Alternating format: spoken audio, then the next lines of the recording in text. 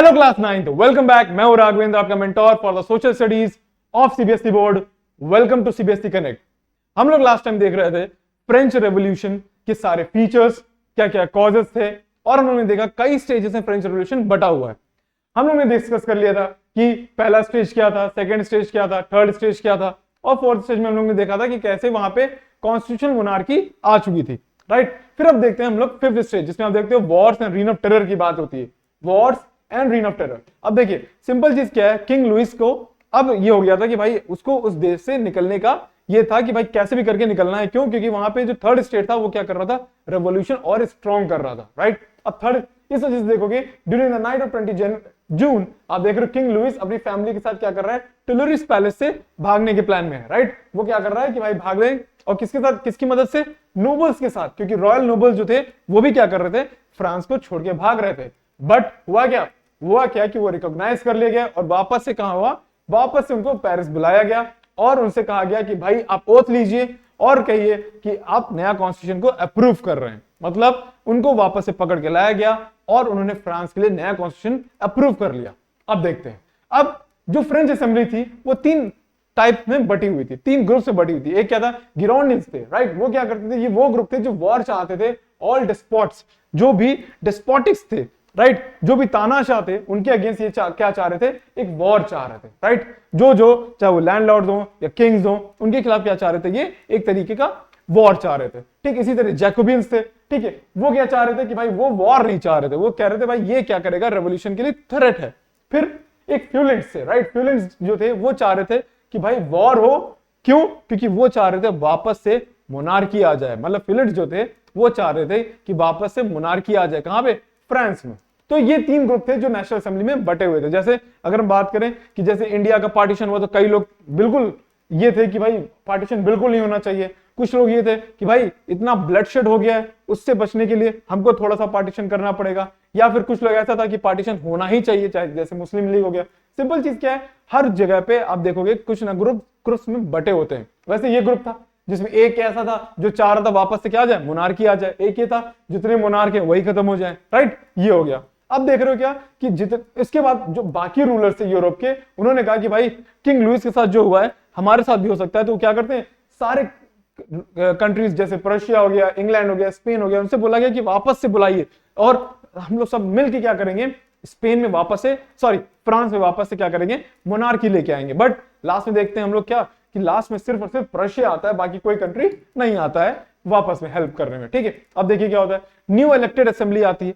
ठीक है, वो क्या करती है, एक कन्वेंशन साइन करती है जिसमें वो देखती है कि मोनार्की क्या हो गई, अबॉलिश हो गई फ्रांस से, राइट। मतलब क्या हो गया, मोनार्की अबॉलिश हो गई और फ्रांस क्या हो गया, रिपब्लिक। और किंग को क्या कर दिया गया था, गिल्टी किया गया था कि भाई आप क्या कर रहे हो, आपने हमारे साथ बहुत गलत किया है। और यह बोला गया कि भाई आपको इमीडिएट डेथ दे दी गई, राइट, कि भाई आपको क्या मिलेगा, जिसको बोलते हैं ना हम लोग कि भाई मृत्युदंड, एक तरीके से वो मिल गया। ठीक है, और किंग को पब्लिकली क्या कर दिया गया, गिलेटेंड कर दिया। गिलेटेंड क्या होता है, गिलेटेंड ये मशीन होती है जिसमें आप देखते हो एक बहुत बड़ा ब्लेड होगा और यहाँ पे आपको लिटाया जाएगा और ऊपर से ये ब्लेड को छोड़ दिया जाएगा और आप बिहेड हो जाओगे, मतलब सर आपके बाकी पार्ट से अलग हो जाएगा। ये गिलेटेंड था। अब यानी कि आप देख रहे हो कि किंग के साथ क्या हुआ, वो गिलेटेंड हो गया।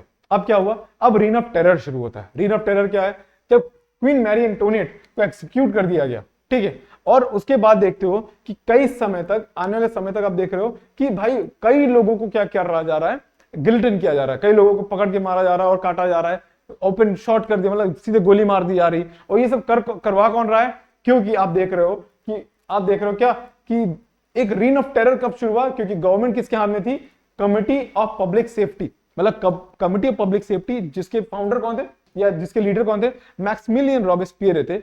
वो उस कमिटी को रूल कर रहे थे या हेड कर रहे थे। और उन्होंने क्या किया था, ये कहा था कि भाई जो हमको लग रहा है कि भाई रेवोल्यूशन में इफेक्ट डालेगा, या जो फ्रांस में कुछ भी कर सकता है, या मतलब गलत काम, या एक तरीके से बोले कि इलीगल एक्टिविटीज कर सकता है, या फ्रांस में चीजें खराब करने, माहौल खराब करने की कोशिश, उसका क्या करेंगे हम लोग, सीधे गिलेटिन कर देंगे। बस बात ये।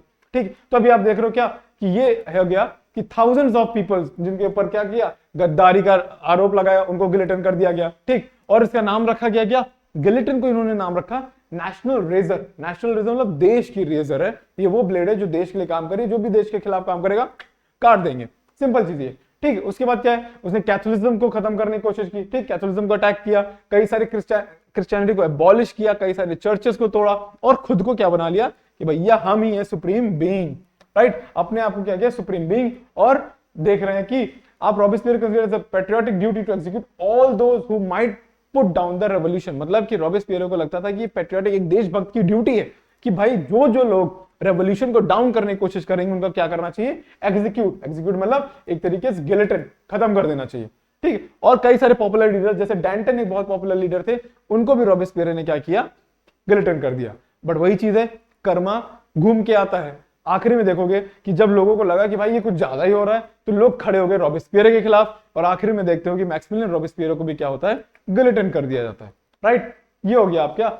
अब बात करते हैं रेवोल्यूशन एंड करता है कब, 1799 में, ठीक है। और यहां से कौन शुरू होता है, नेपोलियन बोनापार्ट का राइज शुरू होता है, ठीक है। और वो कौन बनते हैं, फ्रांस के एम्परर बनते हैं 1804। बट वो क्या है, वही चीज है, 1815 तक ही रूल कर पाते हैं क्योंकि बैटल ऑफ वाटरलू हो जाती है और वो वहां पे मारे जाते हैं या हार जाते हैं एक तरीके से, राइट।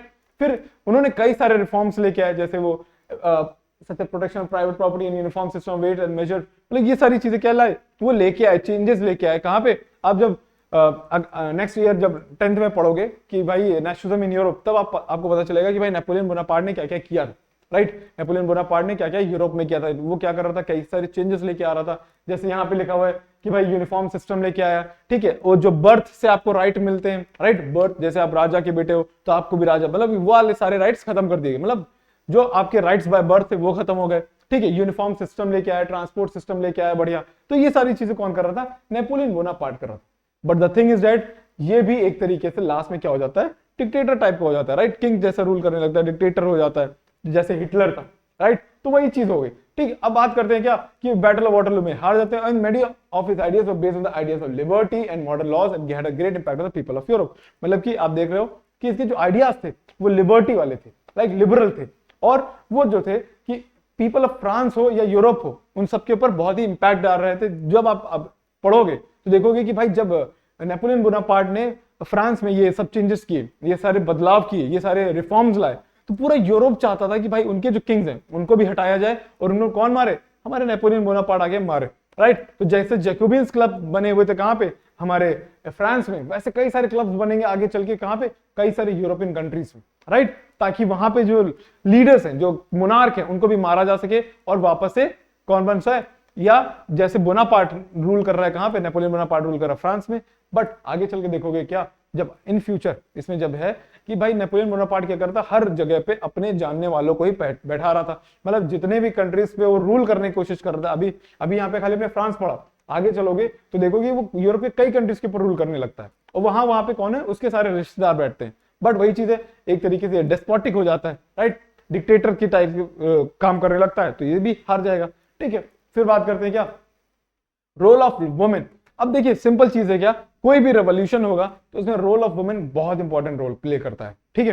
क्यों, क्योंकि वुमेन्स इतना इंपॉर्टेंट रोल प्ले करती है क्योंकि आपको पता है सोसाइटी का 50% पार्ट वुमेन्स है, राइट। 50% पार्ट होने के साथ साथ आपको पता है कि वो ही क्या है जो आपके हाउस केयर में एक बहुत इंपॉर्टेंट रोल प्ले करती है, राइट। फिर आप देखते हो क्या कि भाई खाली घर में बैठने से रेवोल्यूशन होता नहीं, तो आपको रोड पे आना पड़ेगा, वो चाहे फ्रेंच रेवोल्यूशन हो चाहे इंडियन रेवोल्यूशन। आप देखते हो गांधी जी चलते तो पूरा मास आता था, ठीक है, मासेस में बहुत सारी फीमेल्स के, भाई वुमेन्स को रोड पे लाने पे, मतलब कि रेवोल्यूशन में लाने में, नेशनलिज्म में इंक्लूड करने पे इंडिया में गांधी जी का बहुत इंपॉर्टेंट रोल है। क्यों, क्योंकि उनको पता था पावर ऑफ मासेस, राइट। जब मासेस जो पावर है, लोगों, आम लोगों की जो पावर है, वो खाली मैन से नहीं आएगी, राइट, उसमें मैन वुमेन दोनों होनी चाहिए, राइट। वही चीज हो गई, तो women played important role in French. अब आप देख रहे हो क्योंकि आपको पता है और क्योंकि आपको पता है कि भाई सबसे ज्यादा बुरा हाल किसका था, थर्ड स्टेट का था। तो आप देख रहे हो कि थर्ड स्टेट की जो वुमेन्स होंगी वही सबसे ज्यादा इंपॉर्टेंट रोल प्ले करेंगी, किसमें, इस फ्रेंच रेवोल्यूशन में, ठीक है। इसमें कौन सा, जो डोमेस्टिक वर्कर्स हो सकती हैं, फ्लावर वेंडर्स होंगी, ठीक है, लॉन्ड्री वर्कर्स होंगी, ये सब होंगी कौन, जो कि करेंगी रेवोल्यूशन में इंपॉर्टेंट रोल प्ले। फिर आप देखते हो क्या कि अब वो अपने व्यूज को एक्सप्रेस करने के लिए क्या कर रही हैं, अपने लिए वो कई सारे क्लब्स खोल रही हैं, जिसमें से एक फेमस क्लब कौन सा, society of revolutionary and Republican women. मतलब वो अपने सारे कई सारे जैसे क्लब्स क्या करेंगे, वहां पे कई सारे पैम्फलेट्स छपेंगे, लेटर्स छपेंगे, मतलब कि वुमेन्स क्या सोच रही हैं फ्रांस के बारे में, रेवोल्यूशन के बारे में, वो सारी चीजें वहां पे क्या होंगी, प्रिंट होंगी, वो लोग आपस में डिस्कशन करेंगे। तो ये क्या था, यहाँ पे भी एक इंपॉर्टेंट प्ले क्या है, वुमेन्स ने क्या किया रेवोल्यूशन। फिर बात करते हैं क्या, स्लोली द रेवोल्यूशनरी गवर्नमेंट, फिर धीरे धीरे क्या हुआ, गवर्नमेंट को लगा कि भाई हाँ सही बात है, जो वुमेन्स जो डिमांड कर रही हैं वो उनको मिलना चाहिए। और फिर बाद में देखते हैं education for girls and the school stage was made compulsory, और धीरे धीरे क्या हुआ, एजुकेशन जो था वुमेन्स को कंपलसरी कर दिया गया, पहले वहां पे कंपलसरी नहीं था। तो मतलब कि वो जो सोसाइटी वो लोग बना रही थी, वो जो क्लब्स बना रही थी, उसमें ये क्या, यही तो डिस्कशन हो रहा था कि भाई वुमेन्स के साथ क्या गलत हो रहा है, वुमेन्स को राइट्स नहीं मिल रही है, वोटिंग राइट्स नहीं मिल रही है, एजुकेशन राइट्स नहीं मिल रही, उसके खिलाफ धरना देंगे, आवाज उठाएंगे तो गवर्नमेंट सुन लेगी, और ये सुन लिया। अब लेगेसी ऑफ द रेवोल्यूशन की बात करते हैं। भाई कॉमन सेंस है, रेवोल्यूशन खाली किसी एक पर्टिकुलर कंट्री का नहीं होता है, राइट। एक कंट्री जैसे फ्रेंच रेवोल्यूशन हुआ, तो फ्रेंच रेवोल्यूशन फ्रेंच में हुआ, फ्रांस में हुआ, बट आपने देखा कि भाई नेपोलियन बोनापार्ट जैसे ही वहां का एम्परर बनता है, उसके बाद पूरे यूरोप में चेंजेस आने लगते हैं। पूरा यूरोप चाहता है कि हमारे पास क्या हो, नेपोलियन बोनापार्ट जैसा लीडर हो। यानी कोई भी रेवोल्यूशन किसी एक पर्टिकुलर कंट्री में सीमित नहीं रहता है, वो पूरी तरीके से फैला हुआ होता है। तो वही लेगेसी ऑफ द रेवोल्यूशन की बात करते हैं क्या, कि भाई खाली फ्रांस में रेवोल्यूशन नहीं आया, इसने वर्ल्ड में बहुत सारे चेंजेस लाए। कैसे, अब देखते हैं। ठीक, इसका बहुत ज्यादा इंपैक्ट पड़ा कहां पे, यूरोप में, इन द 19th सेंचुरी अभी हम लोग ने पढ़ा। फिर ठीक, जर्मन्स, इटालियंस, ऑस्ट्रियंस, वो भी क्या कर रहे थे, अपने ऑपरेसिव रिजीम जो उनके ऊपर रूल कर रही थी, उनको भी उन्होंने क्या किया, हटाया। ठीक है, और इसके बाद देख रहे हो led to political changes in Europe, और जिसकी वजह से आप देख रहे हो कई सारे रेवोल्यूशन होते हैं। कहां पे, फ्रांस में और यूरोप में। ठीक, फ्रेंच रेवोल्यूशन ने क्या किया है, कई सारे स्ट्रगलिंग नेशंस जैसे ऑफ एशिया एंड अफ्रीका में भी क्या किया है, हेल्प किया है। लोगों को बताया है कैसे लोग फ्रांस में आए और सरकार इतने बड़ी डायनेस्टी को क्या किया, खत्म कर दिया। ठीक, सेम वही क्या हुआ इंडिया के साथ भी। India struggle for freedom independence जो थी, उसमें भी फ्रेंच रेवोल्यूशन के जो फिलोसफर थे, जैसे वॉल्टेयर हो गया, रूस हो गया, ठीक है, इनके भी क्या है फिलोसफीज इंडियंस ने पढ़ी। आपने पढ़ा होगा, आप जैसे जानते हो क्या, टीपू सुल्तान। तो टीपू सुल्तान के पास आप जानते हो, टीपू सुल्तान क्या था, जैकोबिन क्लब जो कि फ्रेंच रेवोल्यूशन के टाइम का था, उसके मेंबर था। ठीक है, तो उसने क्या कहते हैं, लिबर्टी के लिए ट्री ऑफ लिबर्टी बनाया था सेरिंगपट्टनम में, अपने यहाँ इंडिया साउथ में। मतलब टीपू सुल्तान उस समय फ्रेंच रेवोल्यूशन से लिंक हो गया। ठीक है, और आपको पता है कि टीपू सुल्तान जो था वो उसकी फ्रेंच लोगों के साथ अच्छी बॉन्डिंग थी, इस वजह से ब्रिटिशर्स को पसंद नहीं था। इसलिए आप देखोगे जब इंडियन हिस्ट्री पढ़ोगे तो एंग्लो फ्रेंच वॉर होगी। एंग्लो फ्रेंच वॉर मतलब इंग्लिश और फ्रेंच वॉर, उसमें देखते हो कि इंडिया में ही एंग्लो फ्रेंच वॉर हो रही है, उसमें देखते हो कि भाई टीपू सुल्तान भी रोल प्ले कर रहे हैं, राइट। तो वही सब चीजें, तो ये सब क्या हो रहा है, ये सब हो रहा है कहां, पूरे वर्ल्ड में, किसकी वजह से, आपके फ्रेंच रेवोल्यूशन की वजह से। ठीक, फिर बात करते हैं क्या, इससे नेशनलिज्म आया, लिबरलिज्म आया, सोशलिज्म आया। नेशनलिज्म क्या होता है भाई, पहले क्या था, नेशनलिज्म की मतलब क्या है, पहले क्या था, सिंपल ये हो जाता था कि देश का मतलब क्या था, किंग्स की टेरिटरी, एक कोई राजा है, उसके लिए फ्रांस है, ये उसकी टेरिटरी है। बट अब नेशन क्या है, नेशन ये है कि जहां पे लोग रह रहे हैं, जो कि क्या कर रहे हैं, जिनके पास एक कॉमन गवर्नमेंट है, जिनके पास एक कॉमन हेरिटेज है, और उनका एक कॉमन इंटरेस्ट है। मतलब जैसे इंडिया में हर किसी का क्या है, एक कॉमन हेरिटेज है, ठीक है, एक कॉमन लैंग्वेज है। ठीक, फिर बात करते हैं कॉमन गवर्नमेंट है, कॉमन कॉन्स्टिट्यूशन है, कॉमन इंस्टीट्यूशंस है। मतलब इलेक्शन कमीशन ऑफ इंडिया अगर पूरे इंडिया के लिए इलेक्शन करवा रहा है, तो कॉमन सेंस से क्या है, एक इंस्टीट्यूशन है पूरे इंडिया के लिए, कॉमन है, राइट। तो वही चीज है, इंस्टीट्यूशंस हो गई, कॉन्स्टिट्यूशन हो गई, सब क्या है, ये दिखाते हैं क्या, एक नेशन। फिर लिबरलिज्म का मतलब क्या है, लिबरलिज्म का मतलब थोड़ी सी लिबर्टी, आजादी टाइप की, राइट। तो इसमें देखते हो क्या कि no authority could rule over the individuals on an arbitrary manner. मतलब इसमें देख रहे हो कि किसी भी इंडिविजुअल के ऊपर कोई भी आर्बिट्री मतलब जबरदस्ती कोई रूल नहीं थोप सकता, ये लिबर्टी हो गई, राइट। फिर बात है सोशलिज्म। सोशलिज्म का मतलब खाली अपने बारे में बात ना करके आपको किसके बारे में बात करना है, सोसाइटी, यानी कलेक्टिव वेलफेयर की बात हो रही है। सोसाइटी, सोशलिज्म सोसाइटी की बात हो रही है, राइट। फिर आप देखते हो क्या कि इसमें आप कलेक्टिव वेलफेयर की बात करो, खाली अपने वेलफेयर की बात ना करके पूरी सोसाइटी के वेलफेयर की बात कर रहे हो, तो यही होगा। ठीक, इसमें आप देख रहे हो क्या कि design to promote collective wellbeing rather than individual profit. Collective wellbeing पूरी सोसाइटी की होगी, इस मतलब सोशलिज्म को ऐसा ही बनाया ही गया है।